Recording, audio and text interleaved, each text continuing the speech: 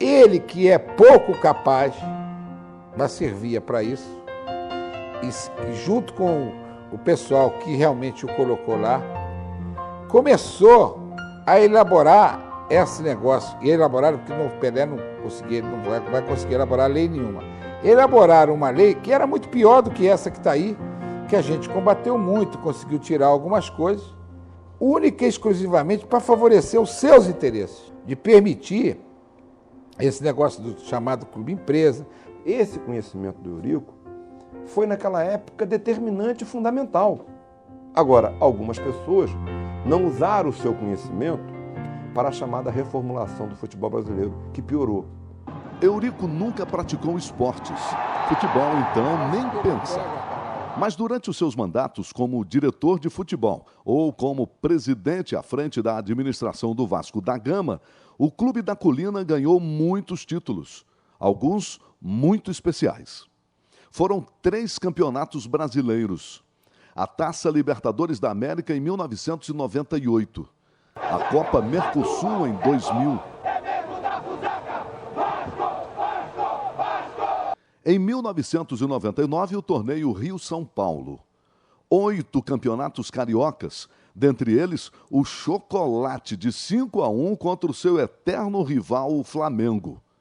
8 taças Guanabara, 9 taças Rio, a Copa Ouro de 1987, 3 troféus Ramon de Carranza, 13 troféus internacionais de futebol, além de troféus em campeonatos de basquete e esportes amadores em geral. Eurico Miranda foi um campeão dentre os campeões. O futebol, tem a maioria dos clubes ainda se pronunciam em inglês. Os grandes clubes populares, o Corinthians, por exemplo, a maioria deles todos, isso era negócio de inglês e negócio de cara que ia para lá de chapéu gelô e de polaina e tal para ver o jogo e as senhoras e senhoritas de sombrinha e não sei o quê, para ver um jogo de futebol. Aí aparece um clube desse, que leva o cara que era pé no chão, daí é que vem a torcida no futebol. E aí se popularizou. E claro que a massa sempre dominou as chamadas minorias. E falar em elite nesse país é mais do que minoria. Muito mais do que minoria. Caso do Flamengo. O Flamengo é clube popular. Mas eu desafio você ver um dirigente negro no Flamengo. Todo o pessoal da sua diretoria é elite.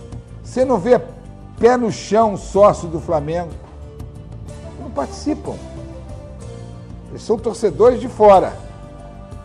Quando você chega aqui num clube, por exemplo, como o Vasco, que eles jogam um negócio de conservador, você vê o contrário. Você vê negros na diretoria.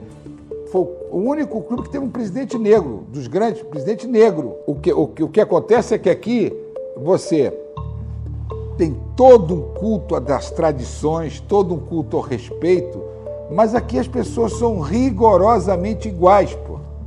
Você transita aqui, você vê o cara de paletó e gravata, igual o outro que está de chinelo. Então a grande massa torcedora desses clubes, os grandes clubes, é povão. Aqui se convive dentro de todo um pluralismo que a gente tem de raças, sem nenhum tipo de problema. Mas o cara, numa coisa que ele é o dono, porque hoje o povão ele é dono do seu clube. Ele pode nunca ter feito nada, mas o sentimento que ele passa é que ele é dono daquilo ali. Ele é também, só pelo fato dele torcer, ele é o dono. Aí você compõe uma diretoria com caras que não falam a língua dele. Como é que ele vai aceitar uma coisa dessa? E quantos caras não estão aparecendo e o time dele está, e o time, por exemplo, está ganhando e tal, que ele não sabe nem quem é, está tudo muito bem. Agora, na primeira vez que o time dele perde, ele quer saber de quem é que ele vai cobrar.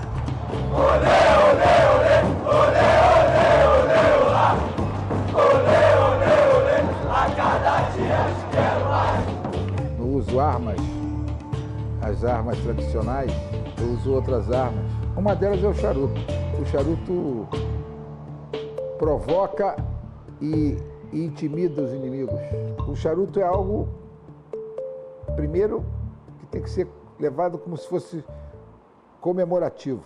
O charuto é uma comemoração.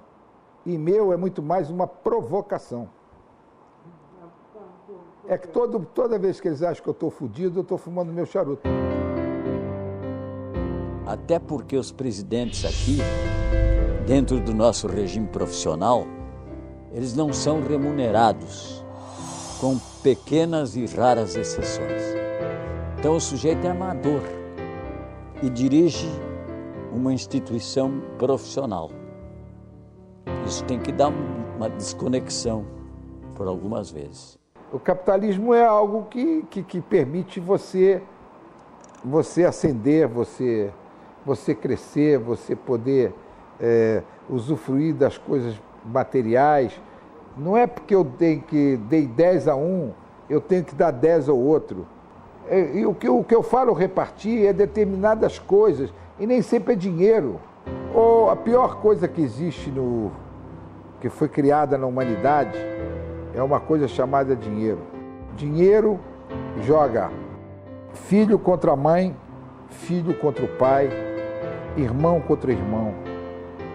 Amigo nem se fala. Dinheiro é algo muito sério. Dividir parece muito ligado ao lado, muito mais ao lado do comunismo. Não precisa ser São Francisco, não. Mas repartir um pouquinho. A pior coisa do mundo é você querer sempre tudo para si, tudo para si, tudo para si, tudo para si, tudo para si, tudo para si, tudo para si.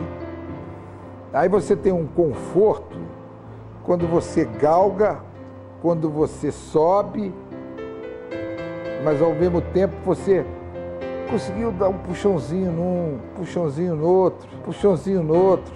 Isso aí te dá um conforto e te permite usufruir das coisas que você conquistou. Agora, você nunca se pergunta, aquele ali não tem nada, mas eu não fiz nada para aquele ver se aquele tem alguma coisa. Eu sou um sujeito que não tenho o de que me queixar. Eu não posso me queixar de nada. Ainda agora eu estava falando com um amigo que me ligou de Portugal e tal, e eu perguntei a ele, como é que você foi de festas? Eu procuro me esconder nas festas, porque as festas é um motivo que me traz recordações que não...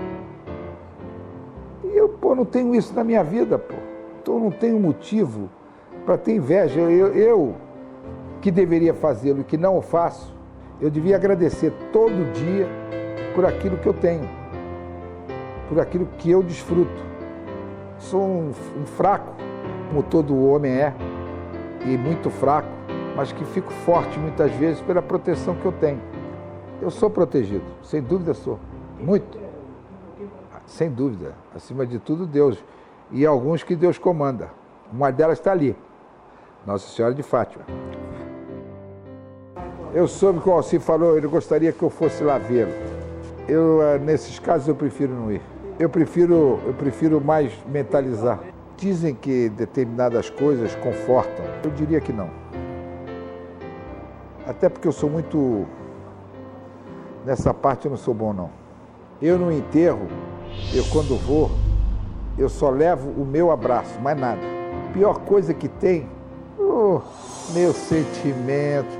Primeiro que não é porra nenhuma daquilo, já começa por ali, que não tem sentimento nenhum. Agora, eu tenho certeza que no dia que eu for, se os caras ficarem aqui se lamentando, eu não tenho que vir aqui de novo, voltar e dizer, porra, para com esse troço, rapaz. Lembra de mim, das coisas boas, lembre das coisas que eu fiz, se eu servir de exemplo para alguma coisa, siga-o e pronto,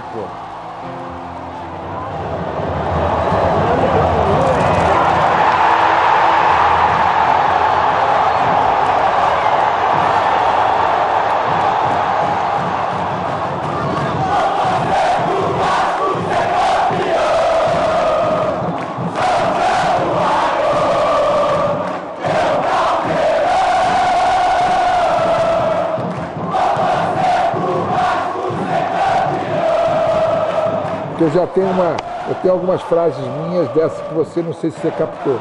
Essa aqui, ó. O Vasco é locomotiva. Mas por quê? Porra, porque aqui é uma coisa, isso é simples. Eu falo linguagem simples. O que faz uma locomotiva? Porra, mas os caras de baixo é que sabem o que é.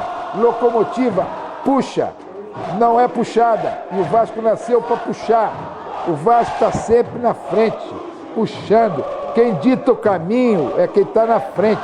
O Vasco reparte na puxada, na direção, no caminho. O Vasco nunca é puxado.